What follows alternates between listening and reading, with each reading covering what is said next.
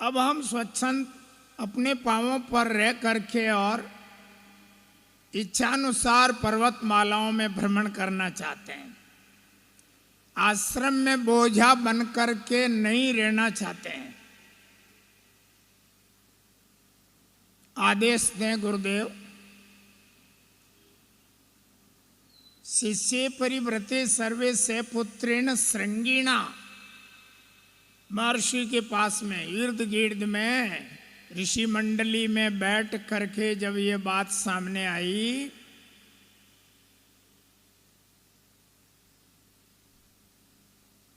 अंतर्दर्शी जिसका अंतःकरण खुला हुआ था ध्यान मुद्रा के द्वारा,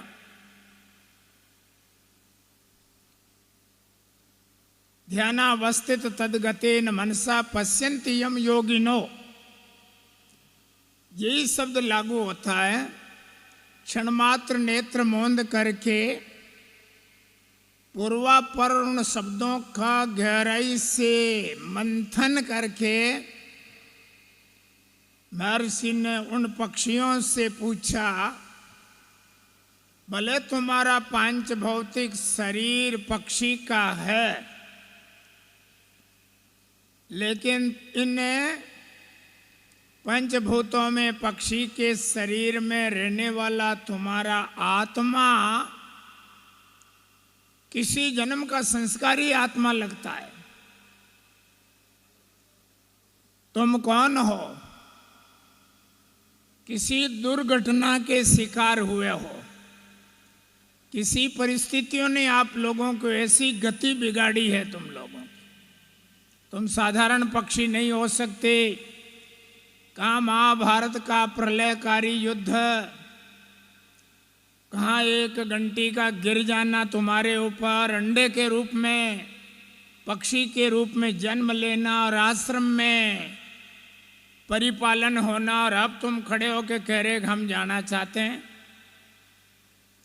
जाओ, तुम्हें स्वस्थ देखना चाहते हैं और इस अवस्था के लिए ही तुम लोगों को पाल पोस करके और स्वस्थ कर दिया। पर ये बताओ, क्या तुम्हें पूर्व जन्म की कुछ कुछ स्मृतियां स्मरण है पहले जन्म की? मुझे ऐसा आभास होता है कि तुम पहले जन्म की याद लेकर के जी रहे हो। बताओ, याद हो तो अपना परिचय देके जाओ। तुम कौन थे पहले जन्म में? किस कारण से ये दुर्गति हुई? और विषम परिस्थितियों में भी तुम्हारा मरण नहीं हुआ, दुर्घटनाओं में रहते हुए भी। क्या हो सकता है? कौतूहलम पुरो भूत्वा रोमांच चिपट संवृतम ततो ब्रूत प्रवर्ते कारणंगिर कस्य सापाद एवं प्राप्त भगवद्भिर्विक्रिया परा। किसी महर्षि ने श्राप दिया होगा, किसी की कोपाग्नि के आप लोग भाजन बने हो, इसलिए बताओ ये दुर्गति क्यों हुई तुम्हारी? बोले ऋषिवर माफ करना, पहले जन्म का सारा जीवन का पूरा अतीत का इतिहास हमारे मस्तिष्क में गूंज रहा है, और वो इतिहास ऐसे मस्तिष्क में छाया हुआ है मानो अभी वो घटना घट रही हो, और हम प्रत्यक्षदर्शी होकर के उन घटनाओं को स्वीकार रहे हैं। वो घटनाक्रम क्या था? तब बताया पहले जन्म का इतिहास आ रहा। विपुल स्वानिति ख्याते प्रागित मुनिसत्तमा तस्य पुत्र द्वयम यज्ञे सुसर्कर्ष तुम्बरुस्तथा सुकृत से वयम पुत्र चत्वारा संहितात्मना। एक सुकृत नाम के महर्षि थे। सुकृत अच्छे काम करने की ही जिसकी प्रवृत्ति थी, झूठ बोलना, छल कपट करना उनका स्वभाव नहीं था। स्पष्टवादी और ईश्वर चिंतन और धर्मपरायण महात्मा स्वरूप हमारे एक मुनिराज थे। बड़े बड़े ऋषि मुनियों ने भी गृहस्थी जीवन अपनाया था और हम उसके सुकृत के पुत्र हैं। 4 संतानें हुई उन ऋषि के सुकृत के।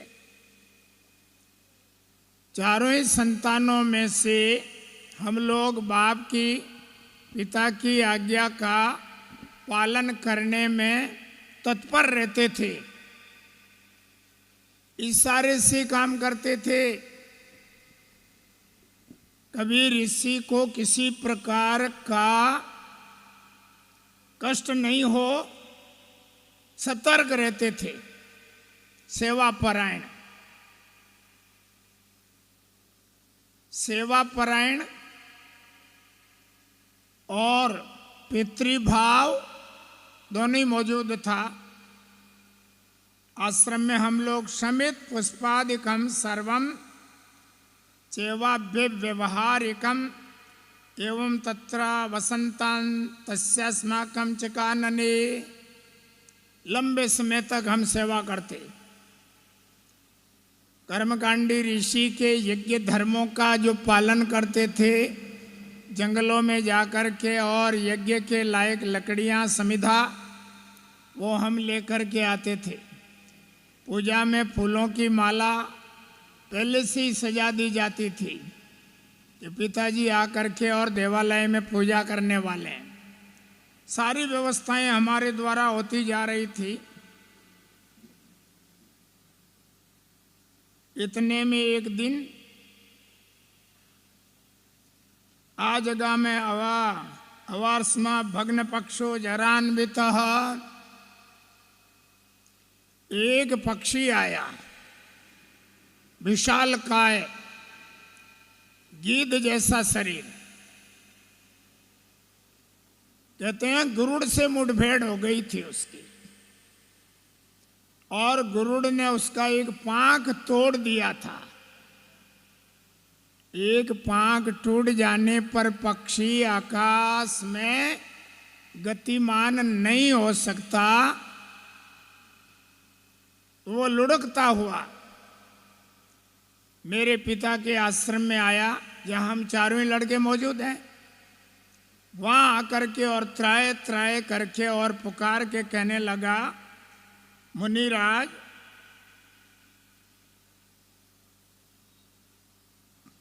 द्विजेंद्रमां क्षुधा विष्ट परित्रा तुम हसी, बहुत दिनों का भूखा हूं।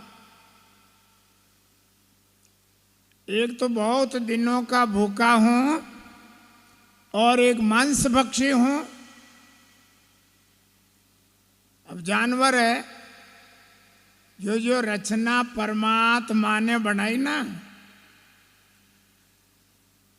तो उन जानवरों का खान पान अलग से मांसाहारी, जन्म से ही उनकी संस्कृति अलग रहती है। और आज के जमाने में बहुत गड़बड़ हो गया। अब समझ जाओ, व्याख्या का टाइम ही नहीं रहा है। जैन दर्शन की भाषा में पंचेंद्रियों को नहीं खा सकता। परमात्मा ने हमको पंचेंद्रिय बनाया।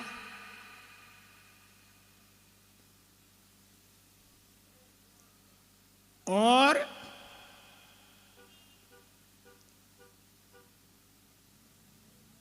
एकेंद्रिय जीव को पंचेंद्रिय खा सकता है। सदगुरुदेव, सुन तो रहे हो ना, कान खुले रखना, दिमाग के ऊपर की खिड़कियां भी खुली रखना थोड़ी। पहली बार सुनोगा ये बात। जैन दर्शन भी पढ़ा हूं मैं, वानी को नहीं आवे बेचारे फिर। एकेंद्रिय जीव को खाने का अधिकार पंचेंद्रिय को है। अब क्या होता है एकेंद्रिय और पंचेंद्रिय? परमात्मा ने हमको 5 पंचेंद्रिय जीव बनाया, पंचमहाभूतों में तो सब हो। आंख, कान, नाक, जीभ, 5 इंद्रिय काम कर रही है। इसीलिए मानव को पंचेंद्रिय कहा जाता है। बोलना, देखना, सूंघना, सुनना, मंथन करना और स्थावर प्राणी वृक्ष आदि जितने भी है शाकाहारी, शाकाहारी जितने भी वनस्पति है वो एकेंद्रिय है। एकेंद्रिय का मतलब केवल बढ़ना, फलना, फूलना जानता है, बोलना नहीं जानता, चिल्लाना नहीं जानता। ठोकर लगती है तो भी चिल्ला जाते हो ने, हाय विधाता, हाय माँ, हाय बाबा, पता नहीं क्या बोलना पड़ता है, कुछ तो बोलना ही पड़ता है। इसीलिए एकेंद्रिय जीव जो है वो बढ़ना जानता है, फलना फूलना सब जानता है, लेकिन देखना नहीं जानता, सुनना नहीं जानता।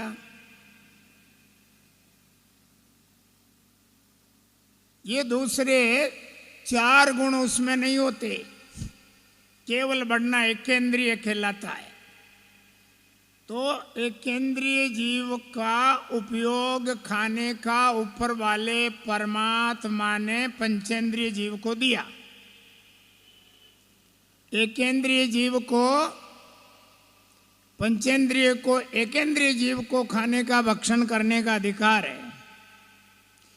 पंचेंद्रिय को, पंचेंद्रिय को खाने का अधिकार नहीं है, घोर पाप है।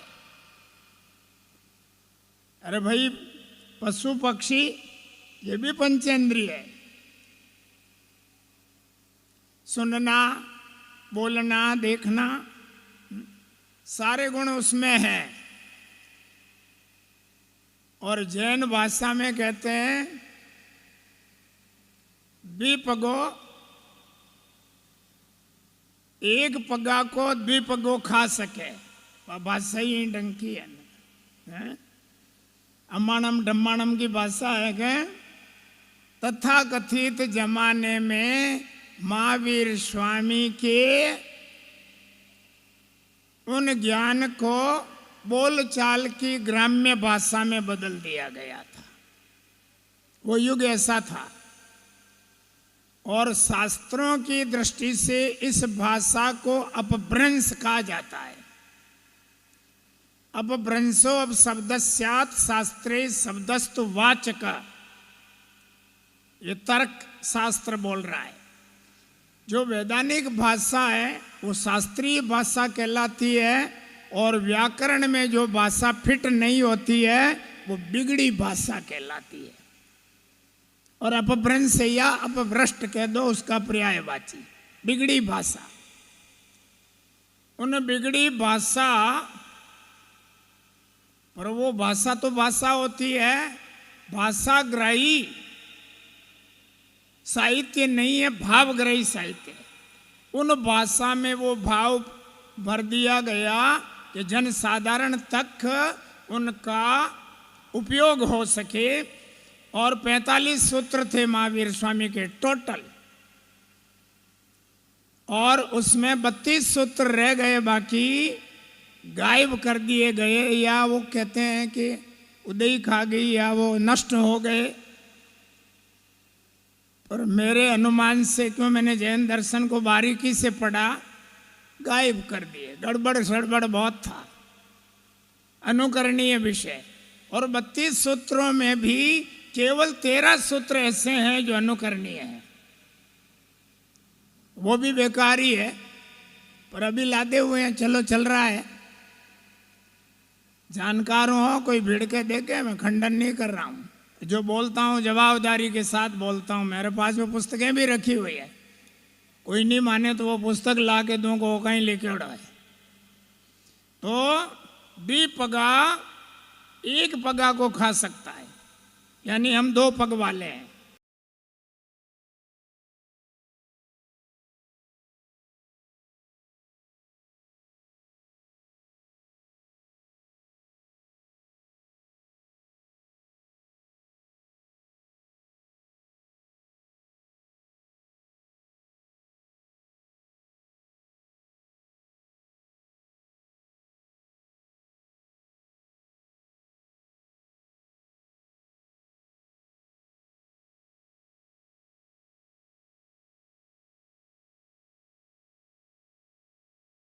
उपयोग कर सकता है, पर जीव तो है,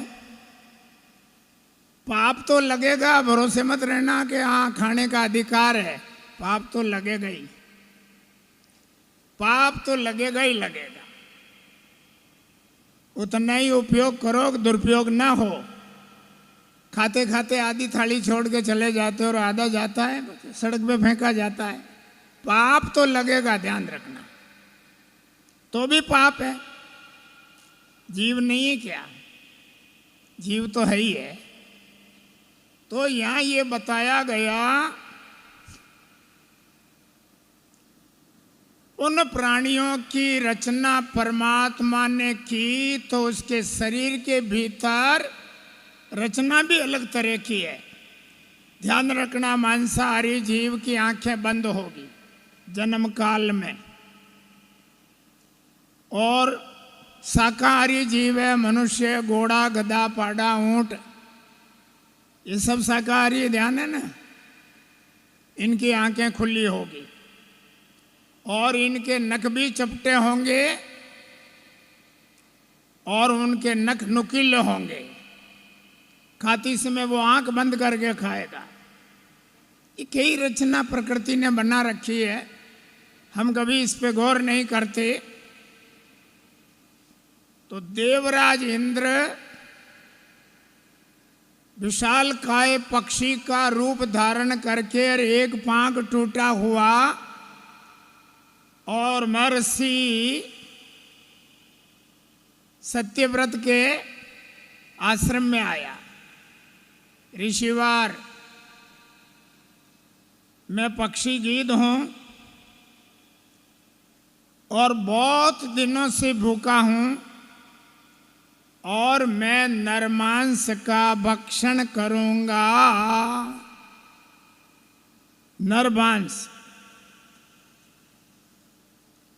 अरे भाई, मनुष्य के लिए तो मनुष्य का मांस अभक्षम नरमांसम लिखा है शास्त्र में। मनुष्य का मांस अभक्ष्य माना जाता है। फिर भी ठीक है, तू आया है तो उसने बताया, द्विजेंद्र माम क्षुदाविष्टम परित्रातृमिहारहसि भक्षणार्थी महाभागे गतिर भव मातुला विंध्यस्य शिखरे तिष्ठन् पत्री रीते रीति। कहते हैं मैं विंध्याचल के पर्वतमालाओं में घूम रहा था और उसी समय गरुड़ से मुठभेड़ हो गई। मैं भी भिड़ गया और गरुड़ ने मेरा एक पांख भी तोड़ दिया, धराशायी कर दिया। तो कहते हैं 1 सप्ताह के बाद में मुझे होश आया।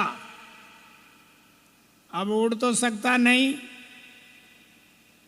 पांवों से गुड़ता गुड़ता लुढ़कता हुआ भूखा और प्यासा हूँ और प्राण कंठ में है, आपके आश्रम में आया, मुझे आहार व्यवस्था दी जाए।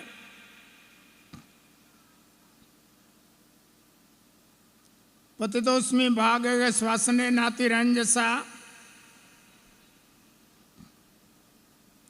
आहार व्यवस्था तो मिल जाएगी, लेकिन आहार व्यवस्था भी गजब की मांग ली, और वो भी ऋषि का आश्रम है। सोमो अस्मा विष्टो भूतो सप्ताहम समृति विस्तत्सत्राष्टमे नाहा चेतनाम प्राप्तवान हम। 8वें दिन मुझे होश आया है। अब 8 दिन का भूखा तो हुई, और इस भूख की अवस्था में प्राप्त चेता क्षुधा विष्टो भवंतं शरणं गतः, आप मुझे निराश नहीं करेंगे। तदुरुस्य मलमते मंत्राणाम चलामतीम प्रियच्छे भक्ष्य विप्रर्षे प्राणयात्रा क्षमं मम एवं मुक्ता प्रोवाचे मेन्द्रम पक्षी रूपिणम प्राणसंधारणार्थाय दास्यं भक्षते स्थितम इत्युक्त्वा पुनरप्येह पृच्छाते द्विजोतम आहार कस्त्वार्थ उपकल्पो भवेत् मम। कौन सा आहार की इच्छा है तुम्हारी? फल वगैरह खा सकते हो? अरे भाई, हम लोग तो ऋषि मुनि आश्रमों में रहते हैं। कंदे फले मुनिवरा क्षपयंति कालम, फल मूलादि के द्वारा हम लोग अपना गुजारा करते हैं। कौन से आहार की आवश्यकता है बोलो? तो उसने कहा, ऋषिवर माफ करना, ये मैं नहीं खा सकता, मैं मांसाहारी जीव हूँ, अभक्ष्य भक्षी हूँ। आचार्य भगवान पधार रहे हैं, आप यथास्थान खड़े हो जाएं। स्वामी जी श्री रामचरण जी महाराज की जय। स्वामी जी श्री राम दयाल जी महाराज की, सद्गुरु देव की।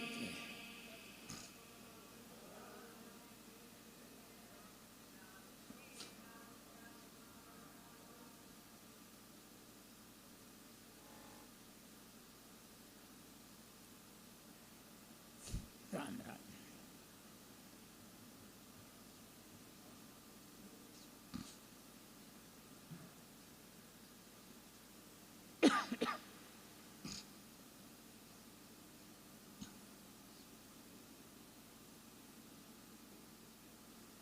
कमांडर बैठ जाइए।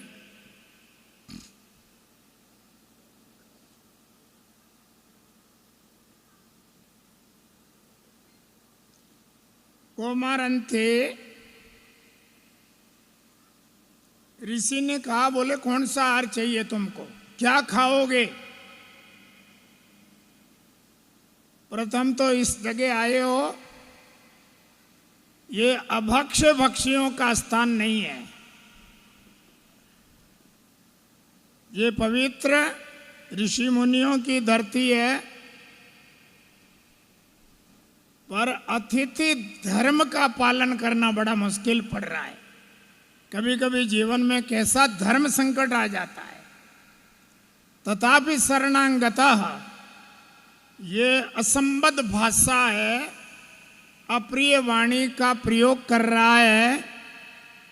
तथापि शरणागत, पर शरणागत धर्म को पालन करना है और अतिथि धर्म को भी पालन करना। अतिथि में तो समझते हो ना, अतिथि क्या होता है? नृत्योड़ को नहीं आवे, ध्यान रखना, नृत्योड़ अतिथि को नहीं आवे। अतिथि देवो भव यूं लिखा है, वेदवाणी है ये। अतिथि में देवता में कोई अंतर नहीं है। आप देवता पूजने जाते हो ना, किसी देवत्व की तुलना में अतिथि को शास्त्र भाषा में स्वीकार किया है कि जिसकी तिथि निर्णित नहीं है। अतिथि तिथि नहीं है। आप तो लिखते हो तिथि है फलानी तारीख ने फलानी तिथि ने पदार्थ, जैसा वो अभ्यागत है, वो बिगर नुते आया है, बिगर तिथि के आया है। अतिथि न निर्णिता तिथिर यस्य, जिसकी तिथि निर्णित नहीं है, आ गया और वो भिक्षार्थी और वो भोजनार्थी है। आहार व्यवस्था है, मांगने आया है या खाने आया है, तो अतिथि देवो भव, उसको देवता मान करके और स्वीकारना होता है। कभी कभी पर महर्षि के आश्रम में आ गया, क्या खाओगे? बोले मैं अभक्ष भक्षी हूं। भाई तेरा आहार और हमारा आहार के मेल नहीं है।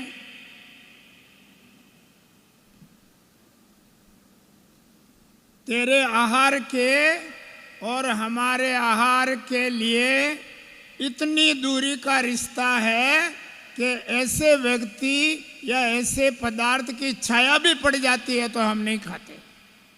प्राणी कंठ गते ही रपी, प्राण आ जाए, चल प्राण छोड़ रहा हो तो छोड़ देंगे, लेकिन अभक्ष्य की तरफ और अपेयपान की तरफ कभी हमारी बुद्धि विचलित नहीं होती। हम प्राण त्याग सकते हैं। अच्छा, फिर भी मैं आया हूं, पंख टूटा हुआ है, घोर जंगलों में, कोई मेरा रक्षण देने वाला नहीं है और मेरी इच्छा को आप पूरी करें, जैसा भी हो। तो उसने देखा ऋषि है, जीव मात्र बराबर है, किसी जीव की हिंसा करना घोर अपराध है। जिसी आत्मा अपनी इसी पराई जान, गुरुवाणी पढ़ते हो ना, जिसी आत्मा अपनी उसी पराई जान, एको दर्द पिछाण के करिए नहीं हान। जो अपनी आत्मा में कष्ट और दर्द होता है, शायद पराये किसी व्यक्ति को वही दर्द होता होगा। श्री महाराज ने ऐसी व्याख्या दी है, क्या गजब की व्याख्या है। तो ऋषि बहुत लंबा चिंतन करके सोचने लगा, अतिथि धर्म है, शरणागत भी हो रहा है, त्राय त्राय कर रहा है और 7 दिन का भूखा है, इसको कुछ देवें तो क्या देवें। बहुत लंबा सोचने के बाद में सोचा किसी एक की बलि देना। मेरे 4 पुत्र हैं, देखते हैं, सलाह करते हैं कौन तैयार है इनका भक्ष्य बनने के लिए, इनकी भोजन की थाली में कौन अपना बलिदान दे सकता है। पुत्रों से बात करता हूं। और पहले भी कहा कौन सा, उसमें भी कौन सा आहार लोगे। मांसे तृप्तिर भवितय परा, सच्चा नर मांसे न तृप्तिर भवति में परा। लो, मनुष्य का मांस खाऊंगा। मनुष्य का मांस, मनुष्य के लिए अभक्षम नरमांसम लिखा है, लेकिन वो तो खाएगा, कोई मांस होना चाहिए। तब ऋषि ने ज्ञान देना शुरू किया कि देख, कुछ भूलें होती है, कुछ अवस्थाएं होती है, कुछ समय की गतिविधियां होती है। अब तू बहुत लंबी उम्र वाला दिख रहा है, बुढ़ापा भी आ गया ऐसा लग रहा है, और इस स्थिति में जो पदार्थ तू मांग रहा है वो ठीक नहीं लगता। कौमारंते व्यतिक्रम अतिवम यौवनंचते, तेरे शरीर के ढांचे को देखने के बाद लग रहा है कि तेरी कौमारी अवस्था, जवानी भी चली गई और अब बुढ़ापा में आ गया है। चौथे पीरियड में ये शरीर का ढांचा चल रहा है, चौथे पीरियड में। अरे भाई, शेषवे व्यस्त विद्यानाम यौवने विषयेषिणाम वार्धके मुनिवृत्ति नाम योगे नान्ते स्तनुस्ते जाम। बुढ़ापा में, इस अवस्था में तो योग बल और भजन करके और जीव का कल्याण का ही उपाय करना चाहिए, सब छोड़ देना चाहिए। तो थोड़ा विचार कर, तेरी उम्र गई, वयप्त परिणाम ऐसे वर्तते नून मंडज, यस्मिन् नराणाम सर्वेषाम अशिच्छाचि वर्तते, से कस्माद् वृद्धभावे भी सुंदर संसात्मको भवान। अरे जवानी में तो खैर तू युवा होता और तुम बालक होता, वो बात अलग थी। इतनी बड़ी वृद्धावस्था हो गई और फिर तू मनुष्य का मांस मांग रहा है, बहुत गलत है। ये इस समय तो तुम्हें मुनिवृत्ति धारण कर लेनी चाहिए। कोई मानुष सितम वश्चरंत मन तव सर्वथा दुष्ट भावानाम प्रथमो नोपपद्यते अथवा किम मये तेन प्रोक्ते नास्ति प्रयोजनम। चल, अब तेरे को ज्ञान क्या देना, मुझे क्या लेना देना तुम्हारे जीवन के बारे में। तुम बूढ़े हो कि जवान हो, तुम क्या हो मैं नहीं जानता। शायद मेरा इस अवसर पर ऐसा बोलने का कोई प्रयोजन ही नहीं है। मुझे अपना कर्तव्य ही पालन करना चाहिए कि कोई अतिथि दरवाजे आया है और उसको उनका खाद्य पदार्थ पहुंचाया जाए, बस। ऋषि अपने आप को संयत कर देते हैं और ऐसा मन में भाव लेते हैं, यथोक्तस्य सर्विपेन्द्र ततेस्ति कृतनिश्चय शीघ्रमस्मान् समाहूय गुणतोनु प्रशस्य च। ऐसा विचार करके मैं ऋषि ने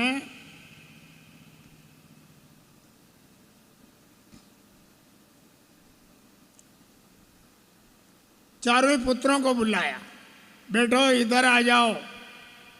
आज्ञाकारी लड़के, पितृ आज्ञा का पालन, धर्मपरायण लड़के, सारे गुण हैं। और दौड़ के आए, गुरुदेव बताओ। विनयावनता सर्वान भक्ति युक्तान कृतांजलिन, हाथ जोड़ करके चरणों में धरती मातो नमा करके प्रणाम किया पिताजी को और खड़े हो गए मौन भाव से। क्या आदेश है, आदेश की पालना। ऋषि की 4 संतान, लेकिन पालना और आज्ञा बड़ी समस्या है। आज्ञा पालक होना चाहिए कि उचित आज्ञा पालक होना चाहिए। हाँ, मैं तो अपने स्वभाव से थोड़ा कुटिल हूं, बता दूं भाई मैं गलत हूं। आज्ञा क्या क्या है पता नहीं, क्या आज्ञा दे दे तो कैसे आज्ञा पालन करेंगे। आज्ञा का क्या अर्थ हुआ कि आदेश और आज्ञा क्या होती है। उचित आज्ञा हो तो पालन करें और अनुचित आज्ञा है तो नहीं मानेंगे, फिर क्या करो। अब जो उचित अनुचित न कर्तव्यम किल में प्रियम। अब उचित और अनुचित कुछ नहीं देखना, केवल बाप की प्रसन्नता के लिए आदेश से उसकी अनुपालना करना। वाह, कितना धर्म संकट है। आदेश आदेश है और उनकी प्रसन्नता के लिए जो कुछ भी करना पड़े स्वीकार्य होगा। चलो, कृतात्मनो द्विजश्रेष्ठे ऋषिर्युक्त मया स जातम वेश्र पत्यम्बो यूयम यथा द्विजा गुरु पूज्योर्यदि मतो भवतां परमं पितः तत कुरुमये वाक्यम निर्विलीकेन चेतसा। पुत्रो, देखो तुम बड़े हुए हो और तुम्हारी शादियां हो गई और तुम्हारे बेटे भी हो गए। बाप के बाद में बेटा शादी कर लेता है और संतान जन्म लेते ही पितृ ऋण समाप्त हो गया। हाँ, संसार में आप ऐसे ही समझ रहे हो क्या?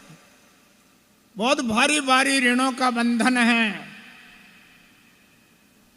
2-3 कर्म खतरनाक है। ऋणानुबंधी न मनुष्य लोके कर्मानुबंधी न मनुष्य लोके। जीवन में कई बंधन लगे हुए हैं, ये ऋण है। तो पितृ ऋण का निवारण कब हो? बेटे के बेटा हो गया तो बाप का कल्याण हो ही गया, चलो उसका ऋण खत्म हुआ। फिर गुरुओं का ऋण है और फिर देवताओं का भी अपने ऊपर एक भार है। ऋषियों का ऋण है, गुरुओं का ऋण है और देवताओं का भी ऋण है। 2 ऋण और है। तो अब छोड़ो, पितृ ऋण से तुम लोग मुक्त हो गए हो और अब मेरी इच्छा से एक अतिथि सामने आया है। तते गुरु में वाक्यम निरुल्लेखेन चेतसा, मेरी आज्ञा का पालन करो। खड़े सामने जो आज्ञा, क्या आज्ञा होगी, कौन सा कर्तव्य कार्य हम लोगों को करना होगा, पिता आदेश। तो हिम्मत करके, यद्यपि किसी लड़के को कहा जा तेरी बलि दी जा रही है, तुझे किसी शेर का शिकार बना करके और गुफा के सामने कोई जानवर भक्षण कर लेगा, तो बाप का कलेजा नहीं टूटता है क्या? तकलीफ तो होती है, पर धर्म कोई चीज है, प्राण से अधिक धर्म का रिश्ता है। प्राणाधिकम धर्म, धर्म के लिए प्राण देना पड़े। अरे भाई, नाम साटे कोई शीश मांगे तो दीजिए। महात्माओं ने लिखा वाणियों में, आपके धर्म के नाम पर कोई माथो मांगे, सिर काटने हो। और संतदास जी महाराज ने तो कह दिया कि करोड़ों सिर हुए तुम्हारे, माथे कितने?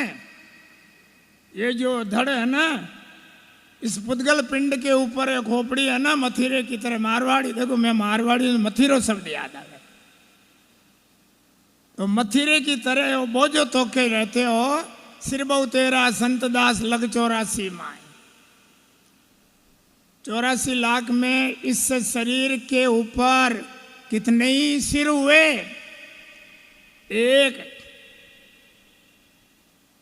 गुरु रत्नों की खान, सिर कटाया गुरु मिले तो भी सस्ता जान।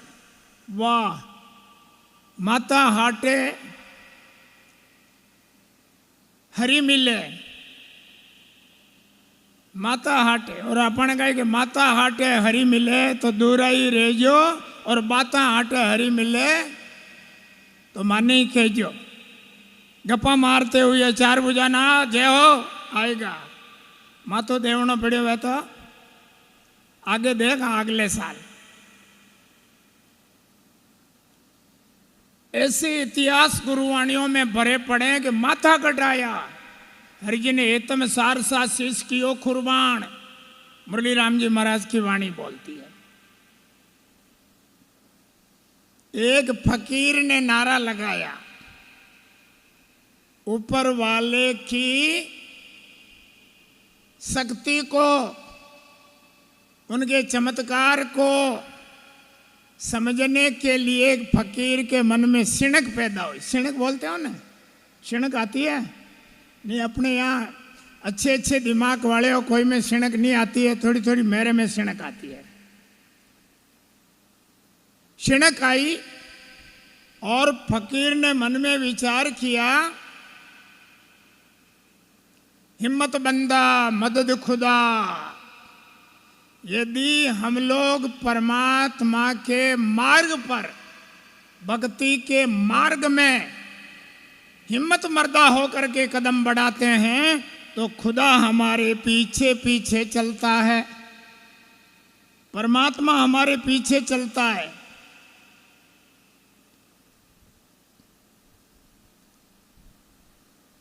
ब्रज की धरती में यमुना किनारे,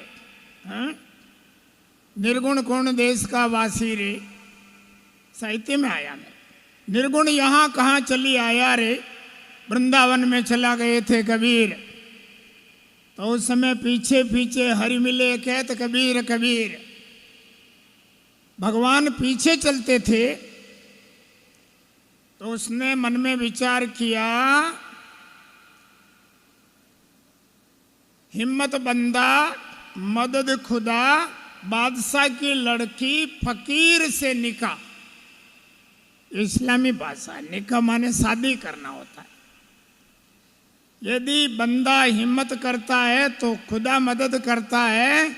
और एक फुटपाथ पर सोने वाले भिखारी फकीर का विवाह राजमहल की 4 दीवारियों में रहने वाली राजकुमारी से हो जाता है। हिम्मत बंदा सतगुरुदेव। सो रहे हो? थोड़ा सीधा बैठना हो। वो बोल करके सड़कों पे बावड़ों की तरह जा रहा था।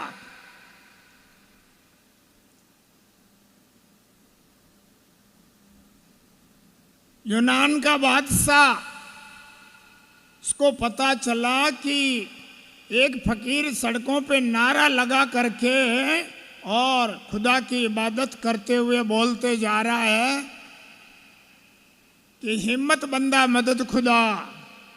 बंदा हिम्मत रखता है तो खुदा भी सहायक हो जाता है। और बादशाह की लड़की फकीर से निकाह। ये ऐसी भाषा, बादशाहों की शहजादियों के साथ में इनका विवाह कैसे संभव है? बुलाओ फकीर को। दूत आए, पकड़ के ले गए राजा के सामने, यूनान के बादशाह के सामने। कहा, बोल फकीर, कैसे बोलता है तुम? मेरी मस्ती है। कौन सा खुदा मदद करेगा? ऊपर वाला। धरती में कोई खुदा नहीं है, धरती में सब बंदे हैं। खुदा माता के ऊपर रहता है, ऊपर ही रहता है ना। अरे भाई, ध्यान इबादत जो भी करते हो तो आंखा किधर जावे? ऊपर ही उठती है ना। तो ये प्रमाणित हो गया कि हमारा मालिक परमात्मा हमारे से ऊपर ही रहता है। बादशाह ने मन में विचार किया कि देखें इस फकीर की शक्ति कितनी है। हिंद का बादशाह हेतम नाम है। अर्जुन हेतम सारसा शीश कियो कुर्बान, गुरुवाणी में आया। हिंद का बादशाह है, हेतम नाम है। वो बड़ा भक्त और वीर है। और फकीर जो भी मांगता है वो दे देता है। शरीर भी मांगता है, बलिदान दे देता है। और मेरे और हिंद के बादशाह से कट्टर दुश्मनी है। जीत नहीं पाया, कई बार सेना लेकर के भिड़ा, हार के आ गया। जा फकीर जादे, उन हिंद के बादशाह को तू मार के आ जा, उसका सिर लेके आ जा। माथा काट के लिया तो मैं अपनी शहजादी लड़की का विवाह तेरे साथ में कर दूंगा। जो आ गया। देखते हैं, वही नारा लगाता हुआ, समुद्री यात्राएं करता हुआ भारत की धरती पे आदम का। और वही पागलपन का नारा, हिम्मत बंदा मदद खुदा, बादशाह की लड़की फकीर से निकाह। बादशाह की लड़की और फकीर से शादी। वही दरवाजे पे आया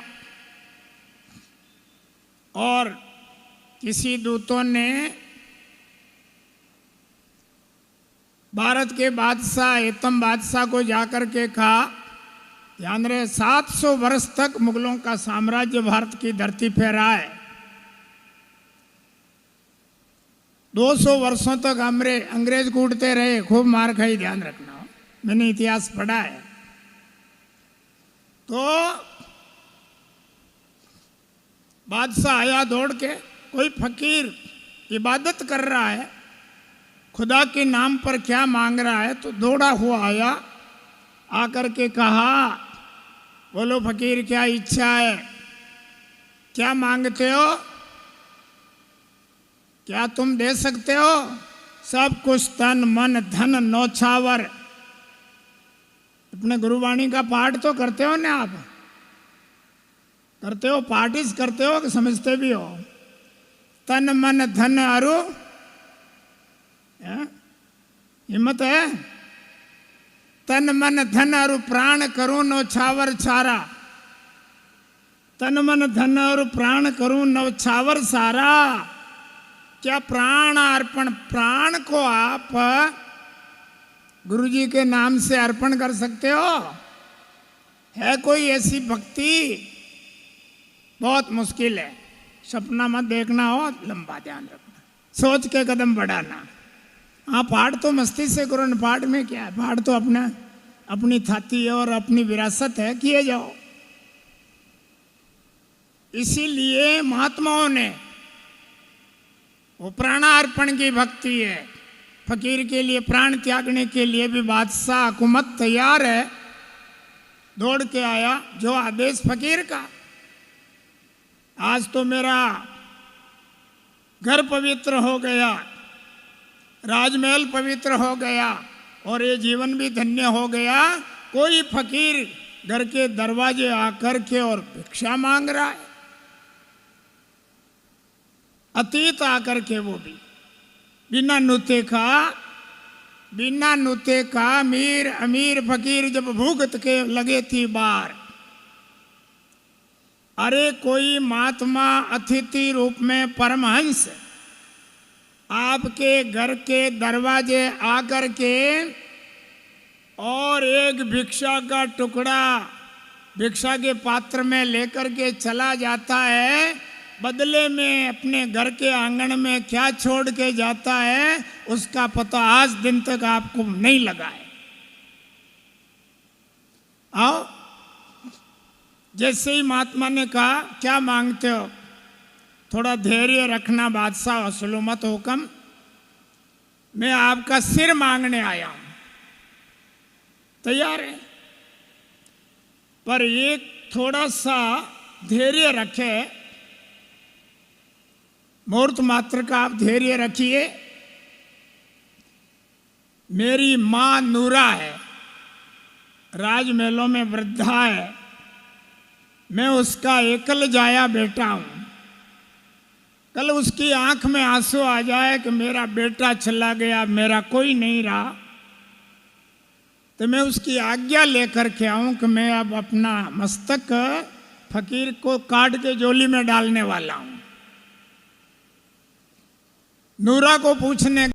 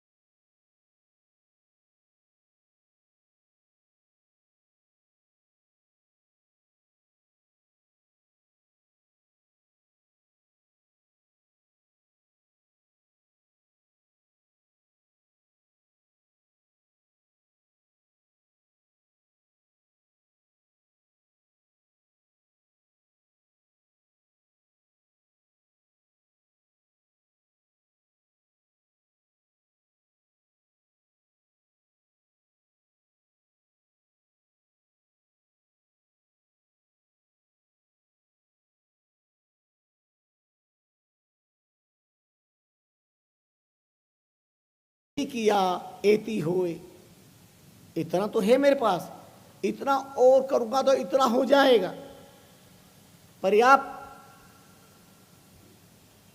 प्राप्त है वो पर्याप्त है, ये संतोषवाद जीवन में जिंदा नहीं होता।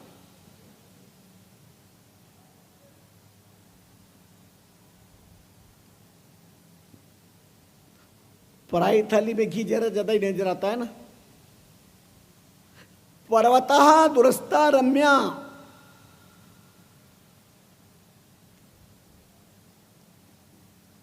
पर्वत पर दूर से देखने ही पे ही ये सब वृक्षादि ठीक लगते हैं, पास में जाओ तो घाट कांटे भाटों से जब भचड़े खाना पड़े तो पता चलता है।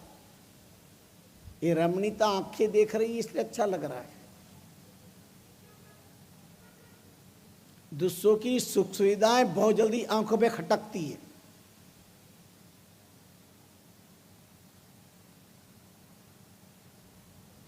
और घोर अज्ञान क्या था दुर्योधन का?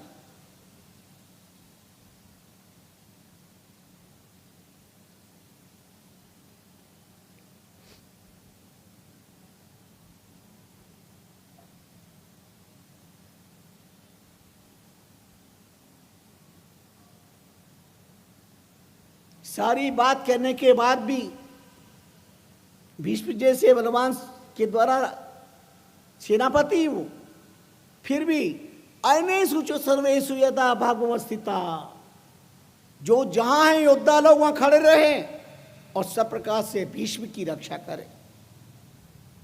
भीष्म पितामह जीवित है तो हम सब जीवित हैं। भीष्म कौन है? ब्रह्म, और ये ब्रह्म कभी मरता भी नहीं है। सेना का संहार हो गया, कौरव पांडव खप गए और भीष्म भी जिंदे ससैया पर लेटे, क्योंकि ब्रह्म की कोई दवा नहीं है, बेम की कोई दवा नहीं है।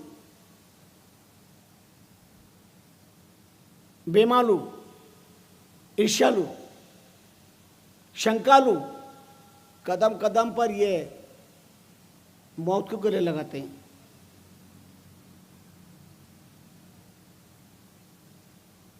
पुराने जमाने में उदाहरण आता है, सदा की भांति दादाजी लोटा लेके चल दी, खटिया नीचे लोटा पड़ा था उठा के चल दी है, और वन में निपट के आए, क्रिया करी,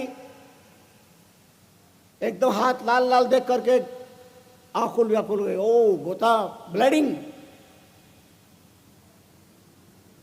होश उड़ गए, पैर कांपने लगे, चलना मुश्किल, जैसे तैसे क्रिया करी, और घर पे आके तो चारों कोने चीख, दौड़ के लोग बोले क्यों गया आज दादाजी को? बोला नहीं जा रहा, पसीना पसीना हो रहा है। पूछा हुआ क्या? बोले आज ब्लीडिंग बहुत हुआ, मैं निपटने गया था, खूब खून निकला, मर जाऊंगा मैं, अब मुझे कोई नहीं बचा पाए।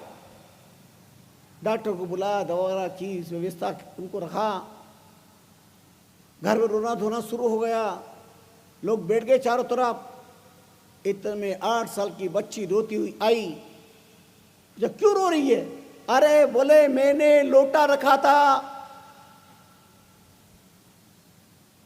रंगोली का, वो रंग भर करके, वो लोटा कहां गया? और दादाजी ने सुना, क्या वो रंगोली का लोटा था? हाँ मैंने लाल रंग रखा था उसके अंदर, कहां है वो? मर गए। एकदम से लगा कि मुझे भ्रम हो गया, वो तो रंगोली का कलर था, पर मैंने सोचा कि ब्लीडिंग रक्त हो गया तो मैं तो मरा। पर सत्य का बोध होते ही कि वो खून नहीं था, खून जैसा कलर था, वो एकदम स्वस्थ, कोई दवा नहीं, पर बेम से मर रहे थे। 4 व्यक्ति कहीं जा रहे थे, एक गांव में थे। एक बूढ़ी मैया ने कहा कौन हो? बोले राहगीर, यात्रा करने जा रहे, सुनिए। तो उन्होंने कहा देखो बेटा, यात्रा करने जा, सोचे इनकी क्या सेवा करें, कुछ नहीं था, सोचे छाछ थी, उनको छाछ पिलाती, मक्की की रोटी छाछ पिलाती, वो खा पी के चल दिए। उनकी जाने के आधे घंटे के बाद बुढ़िया ने साफ सफाई करी, तो जिस पात्र में छाछ रखी थी उस पात्र को खाली करने के लिए देखा तो उसके अंदर मरा हुआ सांप था। याद रखना, मरा हुआ सांप। और उनको ओ हो, हे विधाता, ये मैंने क्या अनर्थ कर दिया, पता नहीं राहगीर कौन थे, क्या थे। मरा हुआ सांप का जहर इसके अंदर था। अच्छा, वो छाछ पे नहीं राहगीरों को पिला दी, मेरे को तो नरहत्या का पाप लगेगा, अनर्थ हो गया मेरे से।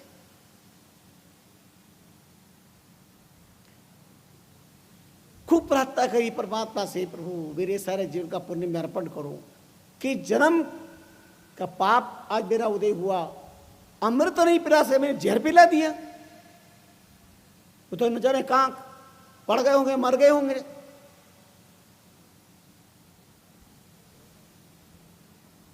चार दिन के बाद वो अपना काम करके फिर गांव लौट के आए। वो लोग उधर से निकले, कह रहे यहाँ डोकरी थी, अपन ने यहाँ पर रुके थे, निकले डोकरी दिख गई। बाबा साहब राम राम, राम राम, बीरा आओ आओ। कौन हो? बोले हम राहगीर हैं, हम 4 दिन पहले यहाँ से निकले थे। और अरे तुमको मैंने छाछ पे ली। हाँ, अरे आओ आप बैठो, तो ठीक तो हो, सब बढ़िया तो हो, जिंदे तो हो। उनकी क्यों, क्या हुआ? अरे बोले से बहुत बड़ा अपराध हो गया, सांप मारा हुआ था वो छाछ के अंदर, और वो तुमको मैंने पिला दी। मैंने सोचा जरा काम मर गए होंगे, लेकिन भगवान बड़ी कृपा की तो जिंदे हो। और जैसे उन्होंने सुना क्या छाछ में सांप मरा था, ये सुनते ही और वो मर गए, सुनते ही मर गए। आप विचार करो असर कहां पर होता है। जहर पी के 4 दिन से जिंदे थे, पर मालूम नहीं था कि जहर पिया है, और ये मालूम पड़ते ही इस भ्रम से मर गए। ये भ्रम बहुत खतरनाक चीज है, बहुत खतरनाक चीज है भ्रम। जब तक सत्य का बोध नहीं होता तब तक व्यक्ति भ्रम में भटकता रहता है। अष्टावक्र जी ने महाराज जनक को यही तथ्य की बात बताई थी। एको बोधोहम इति निश्चयवन्निना, एको बोधोहम इति निश्चयवन्निना प्रज्वाल्य अज्ञान गहनवन वितशोक सुखी भव। हे महाराज जनक, अपने निश्चय ज्ञान की अग्नि में अपने अज्ञान भरे विचारों को, वन को भस्म कर दो और सुखी हो जाओ। ये बात तो आपको समझ में आ रही है ना? अज्ञान भी आपके अंदर ही पैदा हुआ है, ज्ञान भी आपके अंदर ही हुआ है। ज्ञान रूपी अग्नि से अज्ञान को भस्मसात करिए। नहीं ज्ञानेन सदृशम पवित्र विद्यते, ज्ञान के समान कोई पवित्र चीज है ही नहीं।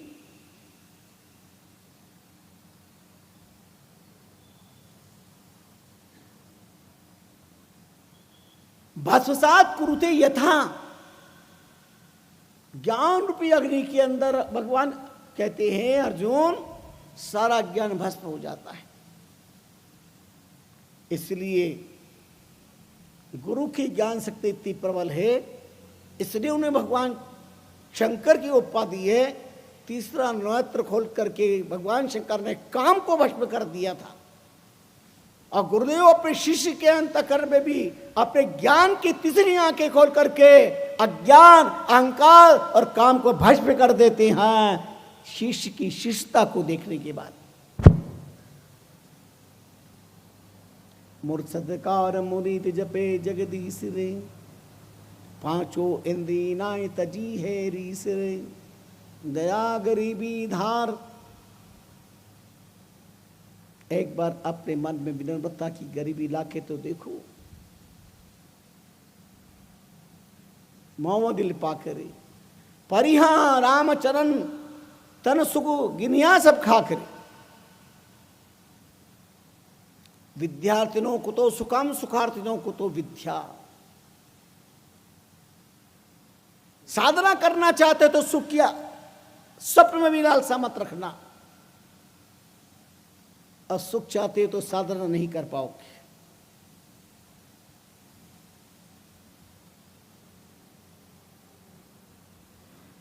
अभाव में प्रतिभाएं निखरती है। लाइट का जमाना भी नहीं था, दीपक के लो में बैठ करके पढ़ने वाले बड़े बड़े शास्त्र महारथी इस धरती पर हुए, जिनका लक्ष्य और ध्येय केवल हमें तत्व ज्ञान को प्राप्त करना है। विद्या वाचस्पति बहुत उच्च कोटि के विद्वान हुए। भगवान शंकराचार्य की वेदांत पर शंकराचार्य भाष्य की टीका कर रही थी। अचानक दीपक की लो कम हुई और पत्नी ने आकर की लो थोड़ी तेज करी तो उन्होंने यूं देखा, पूछा कौन, तुम कौन? बोले मैं तुम्हारी पत्नी हूं। उन्होंने आंख खोल के, क्या मेरी पत्नी? मेरी शादी कब हुई? उसने हाथ जोड़ लिए, बोले प्रीतम 36 साल हो गए। 36 साल हो गए, गजब किया। है किसी देश का ऐसा चरित्र का अद्भुत स्वर्णिम इतिहास?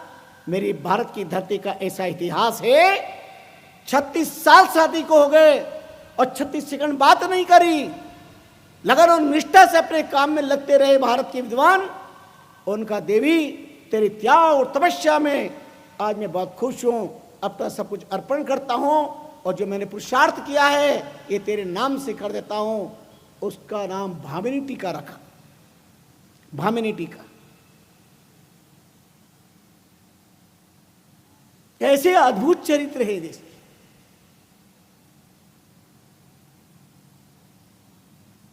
साधना में सुख की आकांक्षा नहीं। विद्यार्थी विद्या अध्ययन करे तो सुख की आकांक्षा नहीं करनी चाहिए, बढ़िया सा सुविधा हो। अभाव में प्रतिभाएं पलती। बहुत सारे शिष्य थे गुरुदेव की। गुरुदेव जाने लगे तो एक शिष्य ने कहा, गुरुदेव आप जा रहे हैं? बोला हाँ मैं तीर्थ यात्रा करने जाऊँगा, आ जाऊँगा जल्दी। पर आप नहीं रहेंगे तो हम किसका ध्यान करें, किसकी पूजा अर्चना करें? बोले गंगा को मेरा रूप मानना। जो आ गया गुरुदेव स्नान कर गए यात्रा पे। अब प्रतिदिन सारे विद्यार्थी गंगा में गोते लगाते, स्नान करते, सवाते, वो नहीं जाता। वो गंगा किनारे पे जाता, साष्टांग प्रणाम करता, गंगा की पूजा अर्चना करता, आरती करता, लौटाता। पर कभी गंगा स्नान करने नहीं गया। गंगा को गुरु का रूप मान लिया। ये मेरे गुरुदेव, गुरु का मेरा रूप है। और खूब निष्ठा लगन आस्था के साथ। वर्षों बाद जब गुरुदेव पधारे तो सबने मिलकर कहा,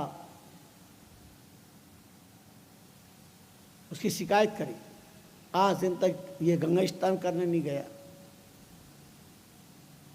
कितना मूर्ख है ये। और पता नहीं क्या क्या शिकायतें करी। शिकायत करना मनुष्य का धर्म हो गया है। पर छिद्रान्वेषण मानव का एक परम दुर्गुण है। वो हमेशा दूसरों में बुराई देखता है और अपने में अच्छा ही देखता है। पर अंगुली निर्देश दृष्टि उसकी बंद रहती है। अमुक व्यक्ति बुरा है, उसमें ये कमी है, पर ये 3 अंगुली तुम्हारी तरफ है, उसमें एक कमी है, उसमें एक अवगुण है, पर तुम्हारे अंदर 3 अवगुण है। इस बात का भी ध्यान रखना चाहिए। अभ्यास हो गया, क्या छोटे क्या बड़े, क्या युवा क्या नार क्या नारी। बहू को सास में ही बुराई नहीं जाती, सास को बहू में, बेटे को बाप में, बाप को बेटे में। एक दूसरे के अंदर वो बुराई देखते, कमी देखते। ये कैसा जीवन है?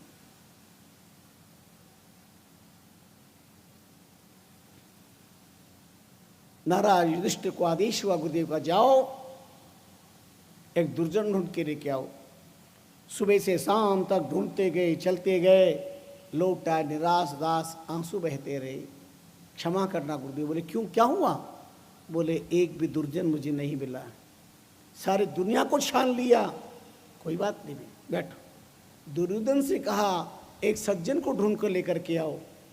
वो दिन भर गया और लौट आया। बोले गुरुदेव क्षमा करना। बोले क्या? बोले एक भी सज्जन संसार में नहीं है।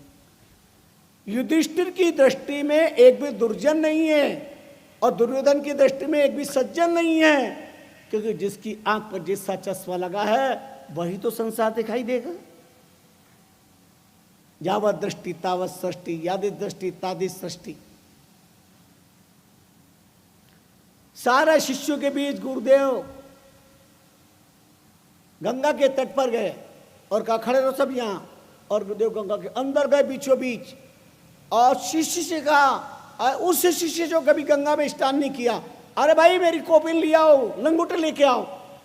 और उनको याद आया, तब उनका तो साक्षात गुरुदेव ही है, ये तो गुरु का गुरु जी मंगा, उनकी आज्ञा, गुरु आज्ञा है विचारणीय है।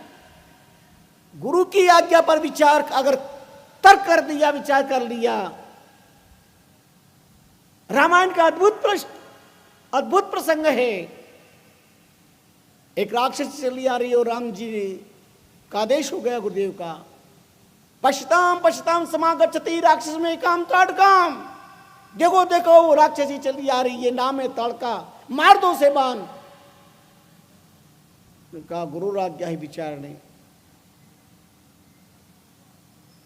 लेकिन एक बहुत बड़ी समस्या है, यत्र नार्यस्तु पूज्यन्ते रमन्ते देवता, और इधर गुरुदेव कह रहे कि मार दो बाण।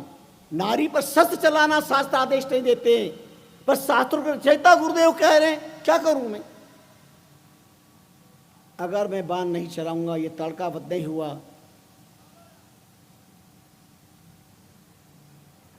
तो ये राक्षसों की जननी है, चोर को नहीं चोर की मां को मारो। और मेरी लीला का शुभारंभ इससे ही है। रमा अवतार में ताड़कावध हुआ, कृष्ण अवतार में पुतनावध हुआ, और सोचा यज्ञ रक्षार्थ हमारे गुरुदेव हमारे साथ में लेके आए हैं, और यज्ञ के अंदर कोई भी विघ्न डालेगा, उस विघ्न को दूर करने के लिए गुरुदेव की आज्ञा सिरधारी करना जरूरी है। श्रवण कराएंगे, बड़ा मार्मिक प्रसंग है। और एक ही बाण में कल्याण कर दिए। कौन है ताड़का? वासना। एक बाण क्या है? राम राम राम राम। क्या है पुतना? वासना। इसलिए स्वामी रामचंद्र जी महाराज ने फरमाया, कामी काम बताए कि कत कामी कृष्ण मुरार, जो कृष्ण कामी होता तो जमुना क्यों दीन हो पार। अखंड बाल ब्रह्मचारी भगवान कृष्ण 16,108 रानी पटरानियों के साथ जीवन चलाने वाले, हजारों गोपिकाओं के नाथ कहलाने वाले बाल ब्रह्मचारी, बड़े हृदय को छू लेने वाले प्रसंग है।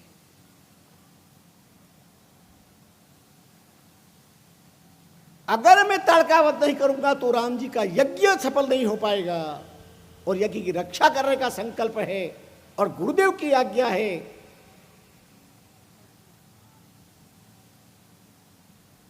गुरु आज्ञा सर्वोपरि, एक ही बाण से काम तमाम कर दिया।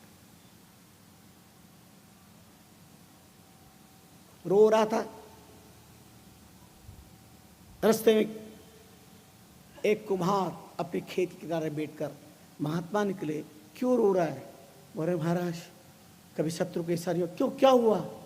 बोली सड़क के मुंडेर पर मेरा कुआं है, मेरा इकलौता गधा था, इसके अंदर गिर गया और मर गया। पानी छलांग मार रहा है, लोग नाक पे कपड़ा रख के जा रहे हैं, मेरे को भला बुरा किया, मैं क्या करूं मैं? उनका कोई बात, चिंता मत कर, इंजन ला, सारा पानी निकाल, सब पानी खाली कर दे, फिर इस पर गंगा जल डाल देना, इत्र डाल देना, नया पानी आएगा, सुगंधित होगा, सब हो जाएगा। जो याद किया। गुरुदेव चले गए, उसने इंजन मंगा के सारा कुआं खाली कर दिया, सब पानी निकाल दिया, फिर गंगा जल ला के डाला, इत्र ला के डाला। दूसरे दिन गुरुदेव आए तो वो वहीं बैठा रो रहा था। बोले अब क्यों रो रहा? बोले पहले भी ज्यादा दुर्गंध आ रही है अब तो कुछ पूछा क्या क्या किया? बोले इंजन चलाया, फिर सब पानी निकाला, सब निकाला। बोले हाँ, गंगा जल डाला, इतना डाला, सब काम किया। बोले हाँ। महात्मा ने कहा पर वो मरा हुआ गधा निकाला कि नहीं निकाला? बोले हमारे वो तो नहीं निकाला। जब मरा हुआ गधा नहीं निकाला तो कितना ही तो गंगा जल डाल दे, कितना इत्र डाल दे। हम इस जीवन में भजन भी कर रहे हैं, संतों की सन्निधि भी रहे हैं, गुरु भी बना रहे हैं, पर अंदर वाष्ट का मरा हुआ गधा पड़ा है। इसलिए हमारे जीवन में गति नहीं हो रही है। गति प्रदान करने के लिए मुरसदकार मुरीद जपे जगदीश रे, पांचों इंद्र नाय तजी है रीस रे। गुरु आज्ञा का पालन, गुरु सेवा और साधना में दृढ़ निश्चय। गुरुदेव बीच बीच जाके थे लंगोट लेके आओ, सारे शिष्य के बीच में कौन, और उनका मैं कैसे जाऊं, लेकिन उनका गुरुदेव कह रहे हैं झट लंगोट हाथ पे ली, गंगा किनारे पे क्षमा करना, आज तुम गुरु रूप हो पर गुरु का ही आदेश है, मेरी लाज रखना। गंगा रखी ममलाज इतना के आगे बढ़ाया तो जल के अंदर कमल खड़ा पैदा हो गया, उस कमल के ऊपर पैर दिया, जल में नहीं दिया, गंगा जल में कमल, उस पर पैर रखा, फिर आगे फिर कमल, फिर आगे फिर कमल, और जहां जहां कमल होते रहे पैर रख करके और झट गुरु जी के पास गए। सारे शिष्य वाक, अभी भी गंगा को पैर नहीं लगने दे रहा, कमल पैदा हो, कमल पे पैर रख करके गए। सारे शिष्य देखते रह गए और गुरु जी झट कौ छाते से लगा लिया।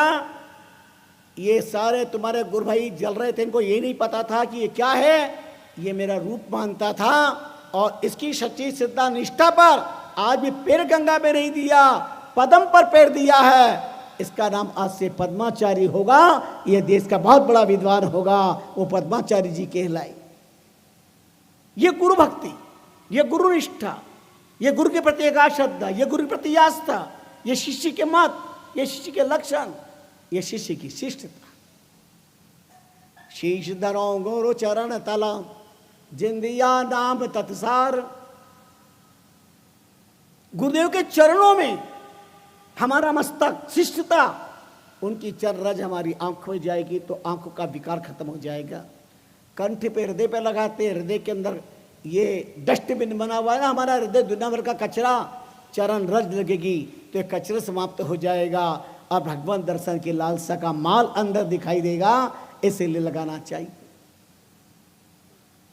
कैसे कैसे सुंदर दिव्य भाव श्रवण सार के माध्यम से स्वामी रामचंद्र जी महाराज ने सारे संसार की आंख खोली है। शिष्य की शिष्टता कैसी होनी चाहिए।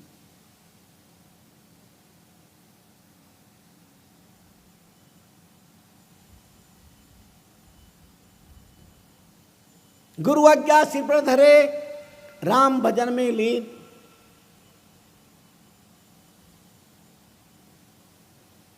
वो सच्चे जानिए मुरली सोही प्रवीण। महाराज मुरली से अपनी वाणी में कहते हैं, जो गुरु आज्ञा में रहते हैं, सेवा में रहते हैं, राम भजन में लीन। आपको कैसा लगता है आपकी आप जानो, पर सुबह जो राम धुनी होती है और एक घंटे जो भजन करते, पहली बात तो कई जन्मों का पुण्य है, वही भजन कर पाएंगे। हम यहाँ रह कर के, कई लोग, बहुत सारे लोग रहते हैं यहाँ पे, नहीं आ पाते 5 से 6 में। क्यों भाई? उसमें क्या समस्या आ रही है?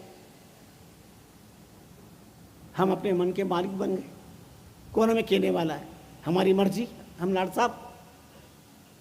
क्योंकि आपको गुरु का डर नहीं, अपन कहाँ है, भगवान का डर नहीं, आप स्वच्छंद हैं, स्वतंत्र भी नहीं, स्वच्छंद है, घर जैसा व्यवहार करेंगे आप, आपको घर जैसे सुख सुविधा चाहिए। ये दुर्भाग्य है, ये तीर्थ का अपमान है, ये यात्रा के साथ भी न्याय नहीं है, और सबसे बड़ा अपने आत्मा के साथ खिलवाड़ है। हम जिस हेतु से आए हैं, चतुर्मास के सारे कार्यक्रम में अपनी हाजिरी लगनी चाहिए। मैं सुनता हूँ इतना अच्छा प्रवचन करते हैं हमारे संत लोग, भोजनशाला में भोजन करते रहते। हम शाम को भोजन नहीं करते, फिर आप लोग क्यों करते हो रात को भोजन? लाड साहब हो क्या?